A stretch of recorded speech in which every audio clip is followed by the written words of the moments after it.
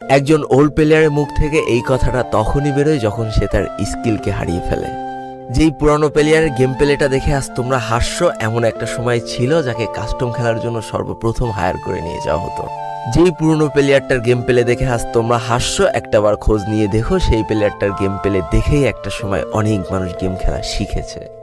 যেই ওল্ড প্লেয়ারটার খেলা দেখে আজ তোমরা তোমাদের গ্রুপে নিতেও লজ্জা পাচ্ছ, খোঁজ নিয়ে দেখো সেই ওল্ড প্লেয়ারটা কোনো একটা সময় কোনো একটা গিল্ডের লিডার বা অফিসার ছিল। যেই ওল্ড প্লেয়ারটা আজ তোমাদের রিভাইভ দিতে যেতে ভয় পাচ্ছে, মনে রেখো একটা সময় ছিল যখন এই প্লেয়ারটাই পুরো মাঠ একা ফাঁকা করে বুয়া নিয়ে আসতো।